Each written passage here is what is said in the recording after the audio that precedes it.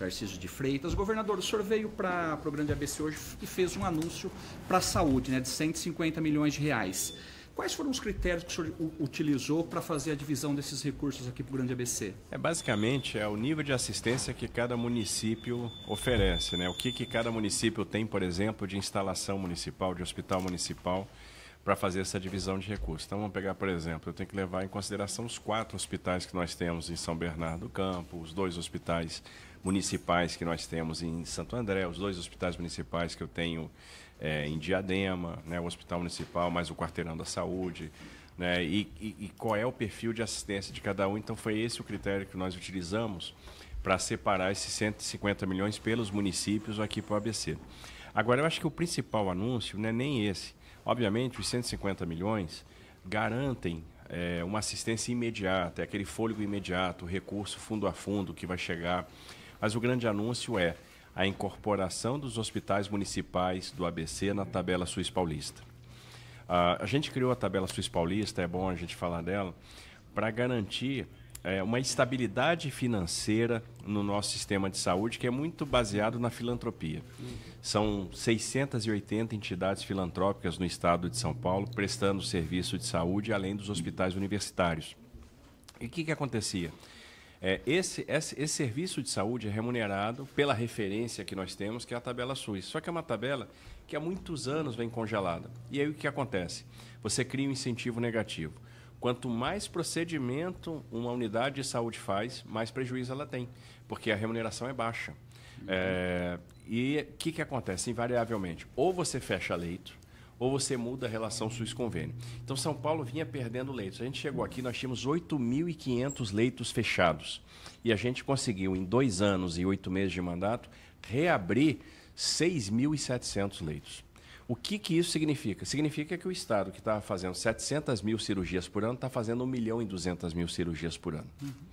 Então, a gente conseguiu essa referência. Ora, um parto que o SUS paga R$ 443, hoje em São Paulo a gente está pagando R$ 2.300. Um leito de UTI que o SUS paga R$ 700, hoje em São Paulo a gente paga R$ 2.100. Uma cirurgia de vesícula que o SUS paga R$ 1.000, em São Paulo a gente paga R$ 4.000. Então a gente fez a conta fechar. Então a gente começa a dar um equilíbrio financeiro para as santas casas, para os hospitais universitários, e aí eles começaram a produzir mais. Porque também tem uma coisa, aí eu crio um incentivo, porque o pagamento é por produção. A gente define o perfil assistencial, vê mais ou menos o que a unidade está fazendo, pactua aquilo, e quanto mais ela produz, mais ela recebe. Então isso é uma coisa muito interessante. A gente foi abrindo assistência. Só que tinha um problema. Como é que ficam os hospitais municipais? Né? Nós temos aí 100 hospitais municipais, 100 unidades municipais em 74 municípios, e a gente precisa alcançar esses hospitais municipais. E é muito caso aqui do ABC. Né? Nardini é um exemplo clássico. Nardini é um exemplo clássico. Né? O que a gente está querendo fazer? Dar uma estabilidade no repasse de recursos. Porque o que acontece? O prefeito acabava ficando muito dependente do governo do Estado, e dava uma incerteza grande em termos de planejamento. O secretário de Fazenda fica louco, porque, olha, será que o dinheiro vai cair esse ano? Será que não vai? Será que vai ter uma transferência fundo a fundo? Quanto é que vai cair esse ano? Será que o governo esse ano vai mandar 100 milhões? Será que esse ano vai mandar 20? Se mandar 100 eu tenho fôlego, se mandar 20 eu não tenho. Fica o Nardini, né? Puxa, quanto é que a gente vai definir de assistência para o Nardini e tal? Não, pô, olha, o convênio está vencendo, venceu o convênio, estou sem receber o dinheiro. E aí faz o convênio, 1,5 milhão por mês, né, por 12 meses, então 18 milhões por ano. Então, a gente vai dar uma estabilidade. Quando eu passo a remunerar, e esse, para mim, é o grande anúncio para a saúde do ABC, quando eu passo a remunerar os hospitais municipais do ABC pela tabela SUS paulista, eu estou garantido, na largada, 253 milhões por ano. Porque, por exemplo, vamos pegar o caso do Nardini que você citou. O Nardini tem um convênio com o Estado onde você passa 1,5 milhão por mês. Isso. Então são 18 milhões por ano. Meses, né? Com a tabela SUS paulista, o Nardini, no mínimo, vai ganhar 28 milhões por ano. Então a gente sai de 18 milhões para 28 milhões por ano. Você pegar Santo André aqui, os 2 hospitais que nós temos em Santo André, os hospitais municipais, no mínimo, a gente larga de 58 milhões por ano. Por que eu falo no mínimo? Pegando o que produz hoje, pegando o valor de remuneração da tabela SUS paulista, a gente bateria 58 milhões por ano. Isso é imediato, governador? Já começa Isso, o que acontece? A adesão do município é voluntária, obviamente eu tenho certeza que todos os municípios vão topar, porque também envolve o seguinte, olha, eu quero fazer parte da tabela Suíça Paulista e eu quero abrir meus leitos para regulação.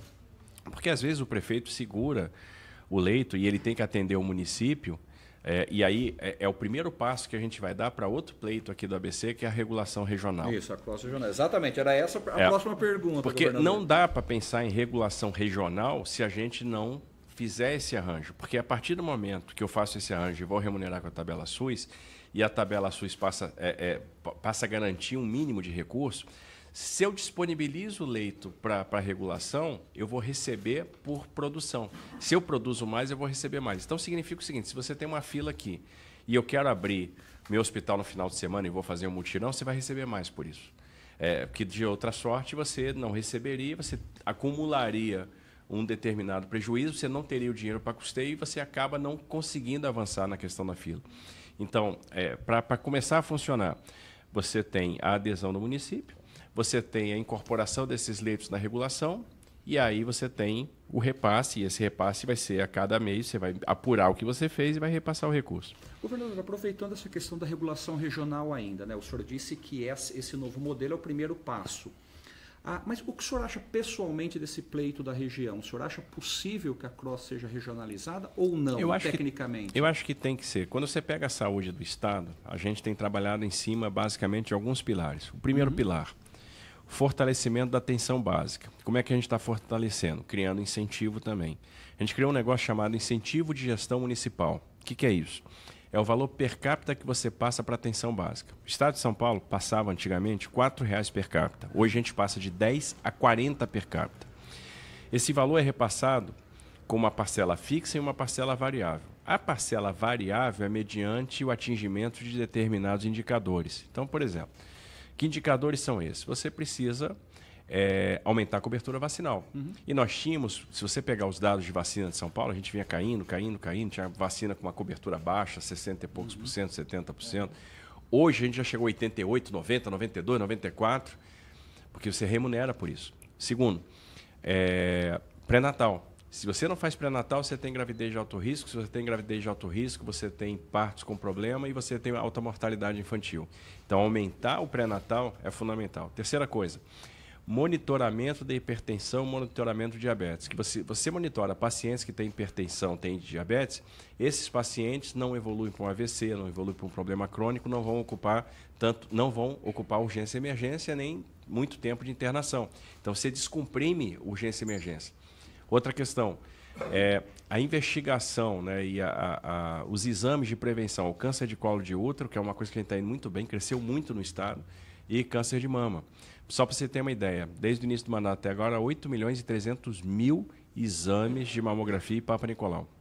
Então, agora, se você atinge essas metas, você recebe mais dinheiro. E a gente fez mais um pacto com os prefeitos que quem atinge 90% das metas recebe 50% mais de incentivo de gestão municipal.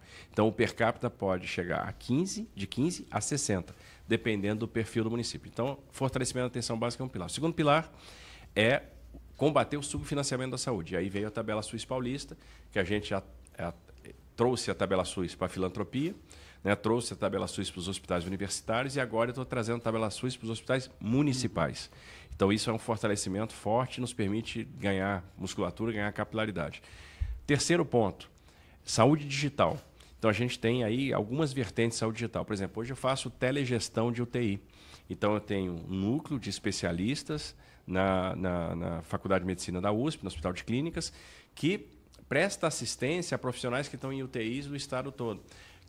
Com isso, a gente consegue diminuir o tempo de internação e tem o mesmo efeito de você abrir leito. Outra coisa, telegestão do sistema prisional.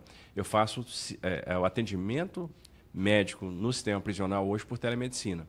60 presídios já contam com esse serviço, ou seja, 1/3 dos presídios do estado. São 182 e 60 a gente já tem. Isso aí é bom para o custodiado, que ele não tem que sair do presídio, às vezes tem um constrangimento de ele sair. É bom para o cidadão, que às vezes se sente constrangido também de ter o preso, que entra na frente, etc. A gente faz por telemedicina o atendimento de especialidade. Então, a avaliação tem sido muito positiva, o índice de resolutividade tem sido muito positivo. Outro ponto, ambulatório médico de especialidade, também digital, o AME digital. Tem uma pergunta exatamente sobre isso. Nós vamos chegar lá. Porque o que acontece? Às vezes todo mundo quer um ambulatório médico de especialidade. Imagina se o Estado de São Paulo for abrir ambulatório médico de especialidade em todas as cidades. É insustentável. Agora, você pode oferecer medicina de especialidade digital? Pode, e a gente já está fazendo isso. Então, a gente criou o AME Digital, a gente já está em algumas cidades com o AME Digital, a gente já está chegando a 40 cidades com o AME Digital, e nós vamos ampliar muito esse serviço. Então, a digitalização da saúde é outra questão importante. E a gente está fazendo a atenção básica em saúde também por telemedicina. E o outro pilar justamente é o da regionalização. E aí é definir os perfis assistenciais de cada unidade, de cada região, de cada unidade de saúde. Porque se todo mundo quiser fazer tudo, o sistema é inviável. Imagina se todo mundo... Às vezes eu recebo prefeitos que chegam lá, Tarcísio, eu preciso de ajuda para a minha maternidade. Eu falei, bom, vamos ver quanto é que você precisa. Eu preciso de X. Vamos ver quanto é que está custando o seu parto. E aí você vê que o parto dele está custando 25 mil reais, 30 mil reais. Eu falei, cara, fecha a sua maternidade e dá um voucher para a pessoa ir para a rede privada. Porque você vai pagar 4 mil reais no parto, 5 mil reais no parto. E vai ter uma excelente assistência. Então, peraí, isso não faz sentido. Então, vamos ver aqui nessa região, quem é que vai fazer parto? Quem vai fazer parto de alto risco? Quem vai fazer ortopedia e trauma? Quem vai fazer oncologia? E como é que a gente vai regular isso? Como é que a gente vai trazer tecnologia para regular isso? Né? Inclusive depurando as filas. Então, eu acredito sim no CROSS regional e eu acho que a iniciativa do financiamento da tabela SUS paulista com a inserção desses leitos na regulação é o primeiro passo para isso. Então, eu acredito que o próximo passo é sim a gente ter uma regulação regional efetiva. O senhor tem ideia, governador, em quanto tempo esse sistema pode ser implementado? A gente está trabalhando muito agora, que aí a questão é de sistema, de tecnologia, e a gente tem trabalhado muito para depurar o nosso sistema, para ter um sistema, primeiro, que seja mais ágil, segundo, que seja mais transparente. Porque a gente precisa da transparência no CROSS. As pessoas precisam entender em que posição elas estão, para onde ela vai, onde tem vaga, e isso tem que ser muito automático. Deixa eu voltar nas AMES agora, né? Isso, exatamente, Nilton. Aqui da região, né? Ribeirão Pires e Diadema solicitaram... Né, a física, hein, governador? Não, mas o que acontece? Assim, é um pleito comum, né? Todo mundo quer ter um ambulatório médico de especialidades. O que a gente tem impactuado com os prefeitos, né? A gente fazer os centros de especialidades. Então, por exemplo, o que eu já combinei com o TACA lá em Diadema? Ele vai fazer o centro de especialidades dele lá no Quarteirão da Saúde. O Estado vai ajudar no custeio. O Estado entra na mesma lógica da remuneração da tabela SUS paulista. Então, com a tabela SUS paulista, a gente vai remunerando e aí eu consigo atender essa questão de medicina de especialidade. Então, a gente vai ter o centro de especialidade do município, no Quarteirão da Saúde, e o Estado entrando com custeio. É assim que a gente vai tratar essa questão dos ambulatórios de especialidade. Passar para a segurança agora, governador. São Caetano foi a primeira cidade aqui da região que implantou o sistema de vídeo monitoramento similar ao que tem na capital, né? O Smart Sanca aqui em São Caetano. E todas as outras cidades pleiteiam algo muito parecido, né? Havia uma negociação com o governo do estado para ter acesso à muralha paulista, né? Para que todas as cidades pudessem implementar o mesmo sistema. E aí a segurança ficaria regionalizada. Que pé que está isso, governador? Já está avançado, todo mundo... Está andando bem. A gente tem no estado de São Paulo 558 municípios que já aderiram à Muralha Paulista, os municípios do ABC, inclusive, né? E a gente está na fase de integração completa do Muralha Paulista. São Bernardo do Campo já está integralmente integrado à Muralha Paulista, mas a ideia é que todos os municípios... Santo André está avançando bem nessa integração. E a ideia é que a gente tenha todos os serviços do Muralha disponíveis. E mais, a gente vai lançar um grande programa de segurança muito voltado para o estado todo, mas obviamente prioritariamente aqui para a região metropolitana de São Paulo. Né? Então isso inclui o ABC. E a ideia é o seguinte, o primeiro ponto, financiamento das guardas civis metropolitanas. Então a gente vai ajudar os prefeitos, nós vamos financiar via Desenvolve São Paulo o equipamento dessas guardas civis, viatura, armamento, etc. Financiamento dos sistemas de monitoramento, para que os municípios possam avançar rápido nos seus sistemas de monitoramento. A ideia é amplificar a quantidade de sensores, né, e integrar esses sensores ao Muralha Paulista. E fazer com que esses sensores tenham mais ou menos o mesmo padrão de especificação para a gente poder aproveitar todas as funcionalidades. O que a gente está buscando? que a gente já faz? Hoje a gente tem várias câmeras com leitor de OCR. Então, o veículo está passando na rua, a gente está aplicando analíticos. Eu estou confrontando a placa com a informação de roubos e furtos, para saber se aquele veículo é roubado. Eu estou confrontando a placa com o nosso cadastro de veículos para saber se aquela placa corresponde àquele veículo ou não é um veículo clonado. E eu confronto aquela placa com o CPF do provável condutor, e obviamente aí eu estou pegando o proprietário do veículo, para saber se aquele condutor pode ser um foragido da justiça. E aí a gente emite os alertas e faz as abordagens, né? Isso está acontecendo com motocicletas, isso está acontecendo com carros. A gente agora está implantando câmeras nas motocicletas da Rocam, para que a gente possa, né, ter também esse serviço móvel e aí também com a geração dos analíticos, né, é como a gente trouxe a tecnologia para os estádios. Hoje, isso aí já foi falado, então não vou dar dica para ninguém, mas hoje o cara compra um bilhete nos estádios que já tem biometria, a gente já, quando o cara compra, ele faz a biometria e lança o CPF.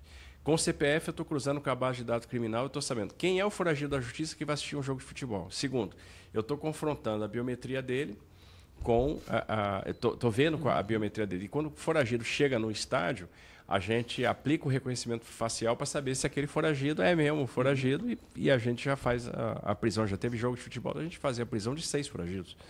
A gente está aplicando isso nas estações de trem e metrô, né? Então, esse sistema de monitoramento vai crescer. A gente vai financiar a Guarda Civil Metropolitana, né, o equipamento das guardas, a gente vai financiar o sistema de monitoramento e a gente vai financiar outras ações que podem ter repercussão com a segurança pública. Por exemplo, às vezes o prefeito vai querer financiar com a gente uma iluminação pública, uma iluminação de LED. Ora, se eu melhoro a iluminância numa determinada região, eu melhoro a segurança pública, porque a segurança pública está muito ligada, por exemplo, à iluminação pública. Então, as ações que têm repercussão com o indicador criminal também vão ser financiadas por nós. E fora isso, a gente vai continuar ajudando e integrando os sensores dos municípios aos sensores do Estado nesse grande programa que é o Muralha Paulista. E a próxima camada é a gente integrar os sensores da iniciativa privada. Porque, veja, hoje qualquer farmácia, uma padaria, o banco tem a câmera. Eles estão gerando imagem, estão gerando informação. Eu tenho que pegar esses sensores e trazer para nós também. Jogar isso no ambiente de nuvem e começar a tratar por inteligência artificial, gerar os analíticos para a gente poder também usar o que está aí. Vou pegar a cidade de Nova York. A cidade de Nova York tem praticamente 100 mil câmeras, né? São 20 e poucas mil da municipalidade. As outras 80 são da iniciativa privada, que foram incorporadas nesses sistemas de vigilância. Então, a integração desses sistemas de vigilância, elas vão ser muito importantes. Concessionária de rodovia, a ECO, tem lá as câmeras, então a gente está integrando a câmera da ECO já no Muralha Paulista. Então, em muito pouco tempo, vai estar tudo integrado. Governador, com relação à PM, né, os batalhões aqui questionam falta de viatura. Tem alguma coisa no radar nesse sentido? Olha, tem. A gente entregou recentemente na região aqui, a gente já entregou 99 viaturas novas, a gente está fazendo uma aquisição grande de viaturas, né? São praticamente 2.000 viaturas que vão ser distribuídas para o estado todo, inclusive aqui para o ABC. Então a gente está aplicando, tem uma ata de registro de preço, a gente está utilizando dinheiro da emenda de bancada federal para isso.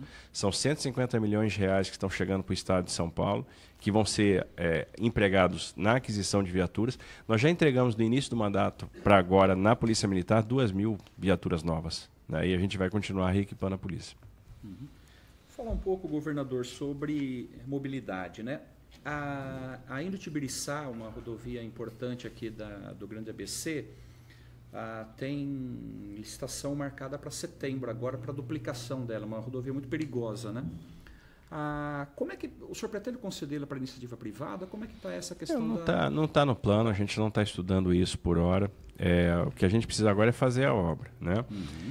Esse projeto está na prancheta, a gente já tinha recebido até uma versão, pedimos algumas adequações, tem algumas estruturas de contenção que precisavam ser melhoradas.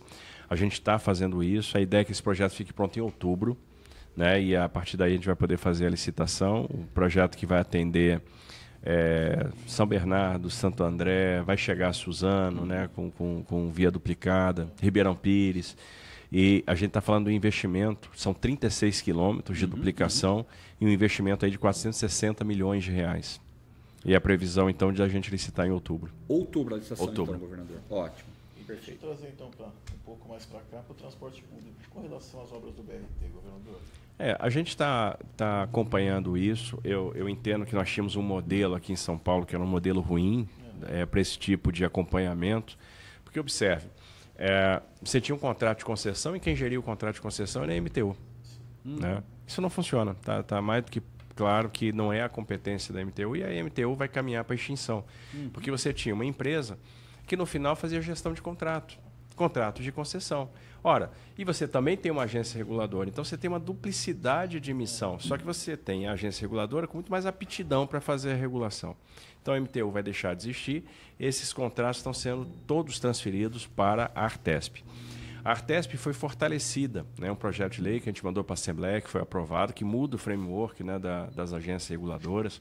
A gente tem um novo regulamento jurídico, onde as agências ficam mais independentes, tem critérios mais rígidos para a escolha de dirigentes. Eu acho que a gente está, em São Paulo, no estado da arte no que diz respeito à regulação. E aí, isso dá a confiança de a gente transferir os contratos para a agência reguladora. Bom, quando a gente transfere esses contratos para a agência reguladora e a agência reguladora começa a tomar pé, a gente começa a ver que o que está sendo feito lá está sendo feito de uma forma inadequada. Assim, a gente tem um cronograma que não vai ser cumprido, a gente tem uma empresa que não está fazendo o que devia fazer, né, o BRT literalmente está andando de lado. Então, o que a gente vai fazer? Usar os instrumentos que a regulação nos permite, instrumentos sancionatórios, inclusive com a caducidade, com a possibilidade de decretar caducidade, caso não haja uma virada de chave muito rápida. Virada de chave muito rápida significa contratar empresas que tenham capacidade de fazer o volume de obras que nós temos. A gente está falando de 1 bilhão de obras. A gente está falando, por exemplo, de 6 grandes obras de artes especiais, né? 6 grandes viadutos. A gente está falando e obras que sequer começaram. E para que a gente possa realmente ter esse corredor funcionando, essas obras têm que começar. Essas obras são importantes para que a gente possa fazer a integração lá com a linha 2. Então, e outra coisa, se a gente quiser agora puxar o cronograma para mais perto do que estava previsto, que é outubro de 26, a gente vai ter que trabalhar em 2 turnos, não dá para trabalhar em turno único. Então, o avanço semanal da obra é um avanço inadequado. A obra hoje tem avançado a uma razão de 1% por semana. Isso é insuficiente para chegar na conclusão da obra no prazo. Então, o que nós vamos fazer? Agora que a gente está terminando esse processo de transfer, e era fundamental ter o regulador cuidando disso. Então, a gente toma pé da situação quando a gente resolve tirar isso do MTU e jogar na Artesp. A Artesp agora vai fazer outro trabalho em relação ao BRT. E a gente vai apertar, vai usar todos os instrumentos disponíveis no contrato para que a empresa cumpra o seu papel. E, governador, e aí... Inclusive, se for o caso, tirando a concessão dela. E o senhor tem na cabeça que isso deve ser entregue quando? Se a empresa fizer a parte dela e começar a trabalhar em 2 turnos, etc., a gente teria a condição de ter esse BRT funcionando no final do ano que vem. É um desafio de engenharia, um desafio de cronograma. Final do ano que vem. Entendi. Ou seja, então aquela previsão, a razão do desenvolvimento não daria para... Porque nós estamos falando de 2026, correto? Sim, exatamente. Final de 26. Porque a gente mantiver a obra do jeito que ela está indo, isso. Entendi. Ela vai escorregar para 27, meados de 27, 28. E cancelar o contrato com a empresa que está hoje é uma possibilidade. Total. Se a empresa não responder, ela tem que ter o contrato cancelado. Como a gente fez, por exemplo, na linha 17, a linha Ouro, vocês vão lembrar disso. É uma coisa que agredia a gente chegar em São Paulo e ver lá aquele esqueleto, lá aquela obra abandonada, né? E tinha uma empresa contratada. E a obra não andava. O que a gente fez quando a gente chegou? A gente afastou a empresa, tirou a empresa, rescindiu o contrato, fizemos uma nova contratação. Hoje a obra está andando muito bem, ano que vem a gente entrega.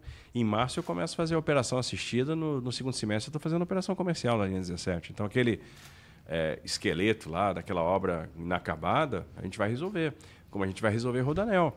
A gente fez a contratação do Rodanel. Final desse ano já entrega a primeira parte do Rodanel operando, que vai ser a ligação da Dutra com a Fernão Dias, e ano que vem eu completo até a Bandeirantes. Então, ano que vem o Rodanel vai estar integralmente disponível. E esse ano já funcionando a primeira parte, né, como a linha 6. A linha 6, ano que vem, começa a operar também No primeiro semestre, a operação assistida, e no segundo semestre, a operação comercial, desde a Brasilândia até Perdizes. E a ideia é da VLT da Baixada, a mesma coisa.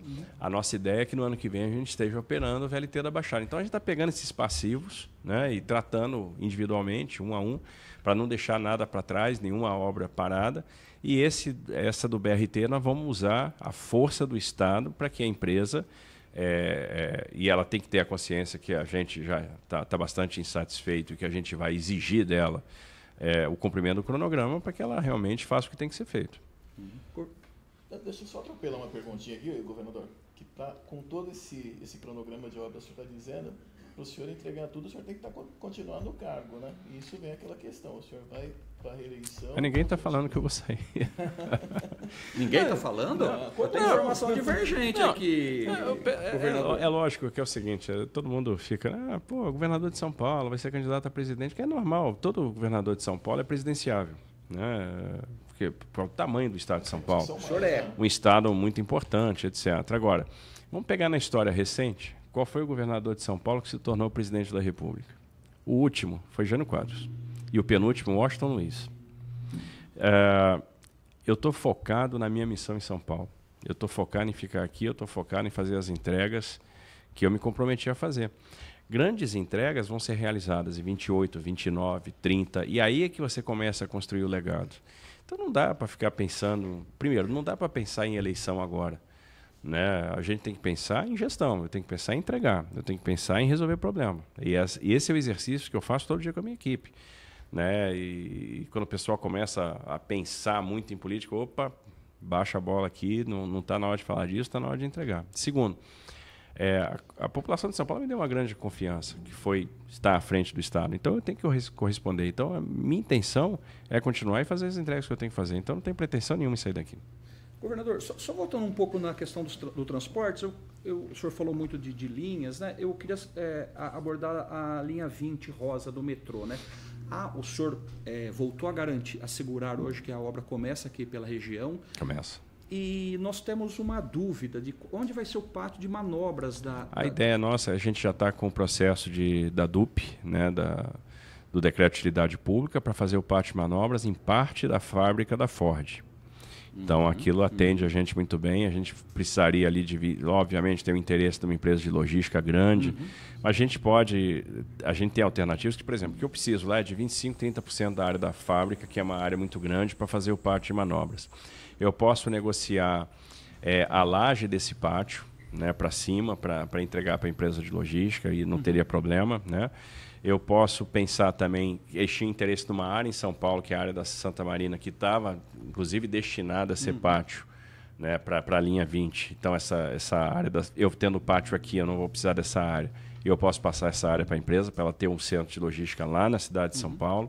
Então, eu acredito que tem como a gente tratar esse assunto, manter o investimento em logística em São Bernardo, né, e ter o pátio em São Bernardo na área da Ford para que a gente possa iniciar a obra pelo ABC. Então, a determinação nossa é começar a obra pelo ABC, e o que hoje tem maior viabilidade é usar a antiga fábrica da Ford como pátio de manobra. Seria um uso compartilhado daquela área, então? Seria uso compartilhado.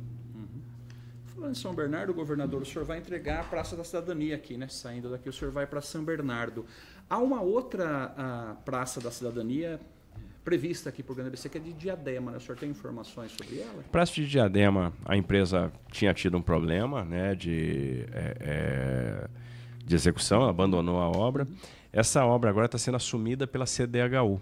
A CDHU vai ser responsável pela construção de todas as praças da cidadania. Então, a CDHU vai fazer a nova contratação, a gente vai retomar a obra e vai entregar. E a ideia é que no primeiro semestre do ano que vem a gente possa entregar a Praça de Diadema, assim como outras praças que estavam aí paradas, né? A gente hoje entrega mais uma, que é de São Bernardo do Campo, uma praça bacana, uma tremenda praça que vai ter vão ser lá muitos equipamentos. Não é só uma área de convivência, mas a gente já entregou aqui, né? Nós entregamos a praça de Itapevi, nós entregamos a praça de Mauá, entregamos a praça de Osasco, entregamos a praça de Mogi das Cruzes, entregamos a praça de Hortolândia. Hoje a gente entrega a praça de São Bernardo do Campo. Então é uma política pública que está andando, daqui a pouco eu vou entregar em Budas Artes. Praça de Santo André, a nossa ideia é construir uma nova, para que a praça foi construída naquele modelo de container, etc. Mas hoje as praças todas têm um padrão e eu quero que a Praça de Santo André tenha o mesmo padrão das demais. Então, a ideia, ao invés de fazer uma recuperação daquela praça, eu quero construir uma praça novinha, em folha, uma praça bacana, né? E a gente consegue fazer isso num prazo relativamente curto, que não é uma obra também complexa, não é uma obra de grande porte. E nessas praças da cidadania, a gente dá os cursos de capacitação, que isso é muito importante. Lá a gente dá o curso de gastronomia, lá a gente dá o curso de padaria, curso de açougue, de fabricação de pizza, a gente dá o curso de informática, a gente dá o curso de cuidador de idoso, a gente dá o curso de moda, de modelagem industrial, a gente dá o curso de informática. São cursos que têm muita empregabilidade, são cursos, né, onde a gente... E esses cursos são contínuos, são perenes, constantes. E esses cursos de curta duração permitem esse ingresso rápido das pessoas no mercado de trabalho. Além de ser uma área de esporte, o esporte é importante, além de ser uma área de convivência, uma área de lazer. Só nessa praça aí de São Bernardo, 25 milhões de reais de investimento. Né? Então, acho que é uma entrega importante, uma entrega relevante. Uhum. Por falar em São Bernardo, governador, a cidade vive uma situação sui generis porque tem uma prefeita em exercício hoje, dada uma decisão judicial que afastou o prefeito, né, o Marcelo Lima. Como é que o senhor acompanhou essa operação e como o senhor avalia essa situação? Olha, a gente acompanha essa situação com preocupação. Né? A gente está vendo aí tem acompanhado os desdobramentos dessa operação. Eu acho que esse é um assunto da polícia e da justiça. O que nos cabe agora? Garantir que a cidade continue funcionando. Quem não pode ser prejudicado com isso é o cidadão. Então, a gente tem conversado bastante com a prefeita em exercício, com a Jéssica, e dizer, olha, conta com o Estado, nós vamos estar com você. Então, qual é a nossa ideia? É dar todo o suporte para ela agora, colocar as equipes do Estado à disposição dela, para ajudar, inclusive, naquilo que for necessário, ajudar, se ela precisar de um apoio para um projeto de engenharia, na estruturação de um processo licitatório, uma orientação na área da saúde, uma auditoria completa nas contas da saúde para verificar o que ela pode fazer, perceber ganhos de eficiência que ela pode ter, oportunidades que eventualmente estão sendo perdidas. Então, meu time vai estar à disposição, porque o que a gente quer? Garantir a normalidade, garantir a continuidade das políticas públicas. A cidade não pode parar, a gente está falando da cidade mais populosa do ABC. A gente está falando de uma cidade importante, a gente está falando de uma cidade que tem muito negócio, tem muita vida, né? Muitos empregos são gerados. Então, a gente não pode deixar a cidade ficar no limbo, ficar parada, ficar num âmbito de incerteza.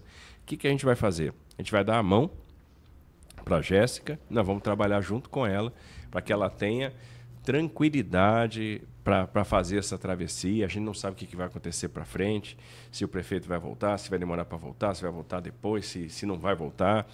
Não importa. O que não pode ter é uma descontinuidade na gestão.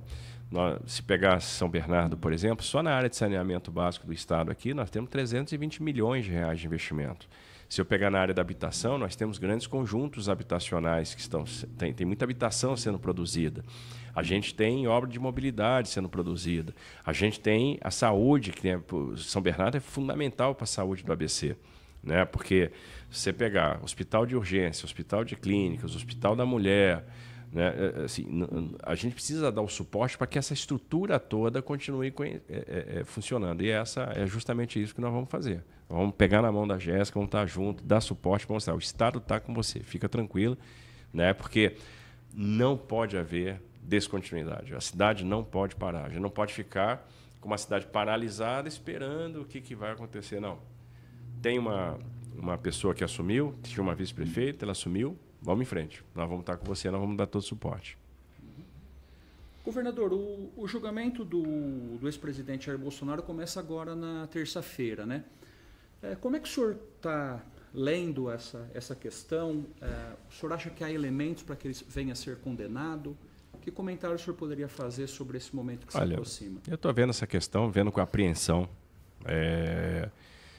Não acredito em elementos para ele ser condenado, mas, infelizmente, hoje eu não posso falar que eu confio na justiça. E por tudo que a gente tem visto, né? Fico muito preocupado com o enredo que se montou. E a gente tem que analisar as coisas sempre de um ponto de vista muito estritamente jurídico, estritamente técnico. Né? Então, assim, a gente tem vários depoimentos, você vai pegando... Eu fui testemunha de defesa do presidente. Eu tive com o presidente 5 vezes entre novembro e dezembro. Nunca o presidente mencionou absolutamente nada de virada de mesa, etc. Eu era um ministro próximo. Era um ministro muito próximo do presidente, como sou próximo até hoje. O presidente se tornou um grande amigo. Se uma pessoa está planejando um golpe de Estado, está planejando uma virada de mesa, qual sentido teria de ele nomear os comandantes militares indicados já pelo próximo governo? Se vai ter uma virada de mesa, por que ele nomeou uma pessoa para conduzir a transição? Se fala tanto em documento disso, documento daquilo, mas o documento foi publicado, aconteceu alguma coisa, foi convocado Conselho de Defesa, Conselho de Segurança, Conselho da República, nada disso aconteceu. Então, me preocupa como essas coisas estão sendo conduzidas. Para mim, tem uma sentença que já está dada, independente de qualquer coisa. Agora, eu tenho plena convicção da inocência do presidente. Plena convicção. E, para mim, isso tudo que está acontecendo é extremamente injusto. E é por isso que a gente vai trabalhar para que uma anistia seja construída no Congresso Nacional, que é um remédio político e é um remédio que garante pacificação. O senhor esteve com o presidente no começo do mês, no dia 7. O senhor pode dizer como foram as conversas? Cometa uma indiscrição, governador. Não, conte o teor desse encontro. Não, assim, foi uma conversa, mais uma conversa da mesma forma de todas as conversas que eu tenho com o presidente. A conversa que eu tenho com o presidente são conversas de amigo, uma pessoa que gosta, eu gosto do presidente. Eu vi um presidente, apesar de tudo que ele está passando, um presidente sereno. Então, é um presidente que tem uma fortaleza intelectual, uma fortaleza moral impressionante, né? Porque qualquer outra pessoa no lugar dele estaria, né, absolutamente triste, prostrado, e não é o caso dele. Ele conseguiu, né, ele tem mantido uma fortaleza que é digna de registro. Conversamos, né, sobre a situação dele, sobre o que a gente pretende fazer. A gente tem falado com os partidos. Eu acredito muito nessa saída política, né, nessa saída via Congresso. Eu acho que o Congresso tem que ter sua prerrogativa respeitada para construir uma solução política. Essa solução não é novidade, ela esteve presente em outros momentos da história do Brasil. Olha, em todas as revoltas do período colonial, né, a exceção da Inconfidência Mineira, da Confederação do Equador, mas na revolta de Vila Rica, na Sabinada, na Cabanagem, nós tivemos, né, nas revoltas do período regencial, nas revoltas do primeiro e do segundo reinado, do segundo império, nós tivemos na revolta da Chibata, na revolta da Armada, nós tivemos anistia na Revolução Constitucionalista de 32, nós tivemos anistia nas revoltas de dezembro de 55, nós tivemos anistia plena, geral e restrita em 79 por causa do movimento de 64. Então, toda a história do Brasil nós tivemos. Não é uma novidade. Se eu pegar, eu acho que toda a história do Brasil, só em 2 ocasiões nós não tivemos anistia. Nas demais, todas nós tivemos. O Congresso tem total capacidade, e aí é um julgamento da maioria, de deliberar sobre isso. Agora, eu entendo que os presidentes da Casa têm que submeter isso à vontade do plenário, né? E não pode ter interferência de outro poder. Então, é um pouco o que a gente defende. O que o senhor pensa do Instituto do Indulto, governador? Se o senhor fosse presidente, o senhor concederia? Na hora. O primeiro ato seria esse. Porque eu acho que tudo isso que está acontecendo é absolutamente desarrazoado. Como é que o senhor recebeu as críticas do Eduardo, governador? Eu não vou comentar. Assim, é muito difícil. Você pensa que tem uma pessoa que está fazendo de tudo pelo pai, que está absolutamente tomada pela emoção. Então, eu não gosto do Eduardo, tenho muito apreço pelo pai dele. Então, torço para que ele seja bem-sucedido. Uhum. O que o senhor acha dessa proposta de união dos governadores de direita para uma candidatura única em 2026 à presidência da República, governador? Não é questão de ter candidatura única, ter várias candidaturas, não é isso, não é disso que se trata. Eu acho que a gente tem que ter união em prol de um projeto de país. Pouco importa quem vai ser candidato, quem vai ser presidente em 26, a gente tem que ter um projeto. A grande verdade é que o Brasil hoje não tem um projeto. A gente hoje está preso a uma liderança que envelheceu em termos de ideias, em termos de proposta, que se desconectou da realidade, se desconectou do mundo. O mundo mudou muito nos últimos anos. As pessoas não são mais as mesmas, elas não pensam do mesmo jeito. As pessoas querem prosperar, as pessoas querem vencer. A gente pode dar um salto tecnológico, a gente tem grandes potenciais, a gente pode liderar esse processo de transição energética. A gente tem tudo aqui, a gente pode ser líder no combustível sustentável de aviação, líder no hidrogênio, a gente pode ser líder na economia do conhecimento. A gente pode avançar muito na questão de nuvem pública, na questão de internet das coisas, de inteligência artificial. O Brasil tem tudo para dar vários saltos, né? Saltos que pega os últimos 40 anos, os 40 anos de redemocratização, o que aconteceu com os países asiáticos e o que aconteceu com o Brasil, onde eles estavam e onde eles estão e onde a gente ficou, né? E a gente está há muitos anos discutindo a mesma coisa, as mesmas pessoas, né? Eu acho que o líder tem que entender e tem que ter grandeza, que tem que ter hora para parar, tem que ter hora para sair. Olha, já dei minha contribuição, não consigo dar mais. Estou desconectado. E, além de tudo, um governo que gasta muito. Quem gasta muito deixa para as próximas gerações um legado de dívida. Governos que gastam muito matam o investimento. Porque quem gasta muito precisa se financiar. Você se financia sempre do mesmo jeito. Ou você vai emitir dívida e vai jogar a taxa de juros para cima, ou você vai emitir moeda e vai jogar a inflação para cima. As duas coisas afastam investimentos. Então, a gente está legando o Brasil a não ter investimento. A gente está punindo o capital, o estoque de capital. A gente está afastando o dinheiro daqui. O Brasil se afastou, por exemplo, da OCDE. Então, o que a gente está fazendo? Tem um caminhão de dinheiro no mundo. E a gente agora está competindo por um tubinho assim, de dinheiro e deixando as oportunidades ficarem para trás. E as pessoas não estão enxergando isso. A gente está ficando para trás. E outra coisa, hoje você tem um agronegócio extremamente endividado, porque as pessoas hoje estão celebrando, e a gente tem que pensar estruturalmente, as pessoas estão celebrando que o preço do supermercado caiu um pouquinho, tivemos super safra, então aumentou a oferta, a inflação caiu um pouquinho. Mas quanto tempo esse agro vai suportar? Porque a inadimplência no agro nunca foi tão alta. Então, tem algumas questões. A taxa de juros está 15%. Vai cair um pouquinho no final do ano, vai cair ano que vem, porque também o Brasil desacelerou demais. As arrecadações estão caindo, os municípios vão passar por dificuldade. Como é que a coisa vai terminar? O Brasil sempre operou num canal de 16% a 19% do PIB, 19,5% do PIB em termos de receita. Né? Hoje a gente está na máxima histórica de receita, 19,5% do PIB, mas fazendo zero de superávit, excluindo um monte de coisa da conta. E gerando déficits nominais. E a gente acrescentando déficit nominal, então uma trajetória da dívida que só cresce, que não dá para comparar com a trajetória de dívida de países desenvolvidos. Os nossos vencimentos são de mais curto prazo. Esse negócio vai estourar, porque países emergentes que entraram nesse tipo de trajetória de dívida terminaram mal, não saíram bem. E a gente está conduzindo o Brasil a passos largos na direção do precipício. Então, o que a gente precisa é de um projeto de país, que aproveite as nossas capacidades, onde a gente possa aplicar, né, aquelas alavancas, mover aquelas alavancas que vão nos dar o fôlego fiscal, né, que vão nos dar a economia que nós precisamos para começar a ter poupança, para começar a gerar investimento, gerar emprego, entrar num caminho de prosperidade de novo.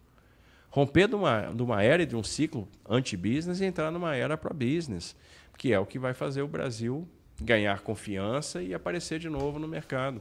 O senhor disse que tem que ter um projeto. O senhor tem um para ser presidente, governador? Não, eu não estou raciocinando com presidência. Eu não sou candidato a presidente. Vou deixar isso bem claro. Né?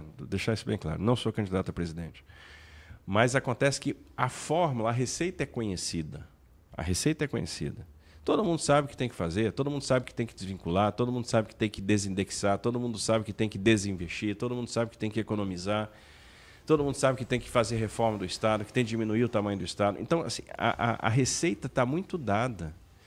Está muito dada. Todo mundo sabe exatamente o que tem que fazer. E o governo federal, o que está aí até hoje não fez. E eles estão levando a gente para o buraco. Então a gente precisa mudar a chave.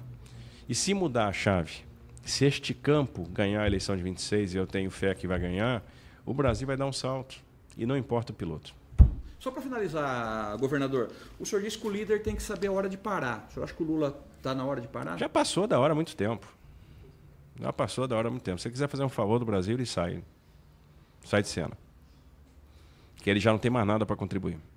23 para cá, só na saúde do ABC, em repasses fundo a fundo, tabela Sul Paulista, incentivo de gestão municipal, foram 2 bilhões de reais. 2 bi? 2 bi. A gente tem, por exemplo, na habitação a gente entregou 1.500 unidades, tem mais 6.500 unidades em produção. Se eu somar as 1.500 unidades entregues com as 6.500 em produção, já em construção hoje a gente está falando de 1,5 bi em habitação. Quando a gente pega na educação, quando eu pego o que foi feito no PAINSP, o que foi feito no programa de dinheiro direto nas escolas, o que foi feito de obras, são 165 obras em escolas aqui da região, são 20 escolas que foram climatizadas. Aí a gente está falando de mais 355 milhões de investimento na educação, uma escola nova, 2 creches, né? 20 escolas climatizadas. Você vê, o estado de São Paulo tinha 9 escolas climatizadas no início do mandato, das 5.128. Hoje tem 1.100. E a gente climatizou 20 aqui no ABC. Né? Escolas que o aluno não tinha ar-condicionado, hoje tem. Se você pegar... se eu pegar a área de saneamento básico, é uma loucura o que está acontecendo, né? Porque tem muito investimento. Você vê que recentemente a gente entregou a expansão da estação de tratamento de água lá em São Bernardo, a estação do Rio Grande. A gente está vai terminar esse ano, né, dezembro, o piscinão do Jabuticabal. Só o piscinão do Jabuticabal são 465 milhões de reais de investimento. Aí tem toda a parte aí de desassoreamento, de recuperação, né, de bacias importantes. Então tem o Ribeirão Vermelho, tem o Pirajussara, tem o Alto Tamanduateí, tem muita coisa aí acontecendo. Tem a expansão da estação de tratamento de esgoto do ABC, a ET do ABC, né, que tem 4 grandes investimentos em estação de tratamento de esgoto, Barueri, ABC, Parque Novo Mundo e São Miguel, que a gente vai sair de 16 metros cúbicos por segundo de tratamento de esgoto para 40 metros cúbicos por segundo de tratamento de esgoto. A gente hoje trata 5 bilhões de litros de esgoto a mais por mês do que tratava no ano passado, no mesmo período do ano passado. Né? Só em saneamento aqui no ABC hoje, se eu pegar piscinão, pegar os piscinões, desassoreamento, saneamento, a gente está falando de 1.2 bi de obra. Aí tem os 460 milhões da duplicação da ilha de Tibiriçá que vai vir. Se eu pegar a linha 10 e 14, que está pronta para licitar, a gente deve lançar essa licitação no início do ano que vem, e aí nós vamos ter na 14, que é a linha nova, a ligação do ABC com a estação Bom Sucesso, lá em cima em Guarulhos, conexão com a linha 13, com a linha 11, com a linha 12, com a futura linha 16, né, com a linha 15. A gente está falando aí de 19 bilhões de reais. A linha 20, que está na prancheta, e a gente termina o projeto no ano que vem, são 34 bi de reais de investimento. Né? Hoje, convênios liberados para os municípios de janeiro de 23 até hoje, 250 milhões. Só hoje. A gente autorizou os 150 milhões da saúde, a gente assinou 107 milhões de convênios com os municípios. Então, são convênios, pegar aqui em Santo André, 22 milhões e meio, né, lá para o Juvan. Recapeamento, 20 milhões, mais 2,5 para o Parque Linear. Recapeamento? Esse 107 que o senhor falou? Aí tem muitas coisas, né? Por exemplo, você pegar Ribeirão Pires, tem lá tem um centro poliesportivo coberto. Okay. Né? Você pegar aqui... Santo André é um parque linear, 2 milhões e meio, mais 20 milhões para recapeamento. Pegar Diadema lá, o TACA, são 20 milhões para recapeamento. Né? Aí o TACA recebeu hoje mais 30 para a saúde, o Juvan também recebeu mais 30 para a saúde. Né? Se pegar... então, Rio Grande da Serra tem lá a recuperação de um teatro e tem lá mais um recurso para outra obra. Né, pegar São Bernardo, eles queriam fazer a recuperação da prainha, então foram 20 milhões de reais para essa recuperação da prainha, então 107 milhões ao total. A gente está liberando mais 57 milhões de reais do parlamento, emendas parlamentares, indicações parlamentares do ABC aqui para a região. Né, mais os 253 da tabela Sul Paulista, mais os 150 para a saúde. Então, quando você soma esse negócio todo aí, vê quanto é que dá. Então, quer dizer que os prefeitos estão chorando sem necessidade, estão chorando demais, não estão, não, então, governador? Os prefeitos, obviamente, ficam ansiosos. O prefeito vê o seguinte cenário: pô, o Brasil está desacelerando, minha cota parte CMS está caindo, meu Fundeb está caindo, né? O meu fundo de participação no município está caindo, meu gasto com saúde está aumentando, a minha pressão está aumentando, o prefeito fica preocupado. Mas o problema é que a gente, às vezes, vai pulverizando a política e as coisas vão passando despercebidas. Soma o que a gente passou aqui de convênio, saúde, educação, saneamento, etc., você vai ver que são 6 bi de reais, de 23 para cá. 6 bi. Né? E quando a gente soma todos os investimentos, contando linha 14 e 10, a linha 10 e linha 14, mais a linha 20, a gente vai chegar a 60.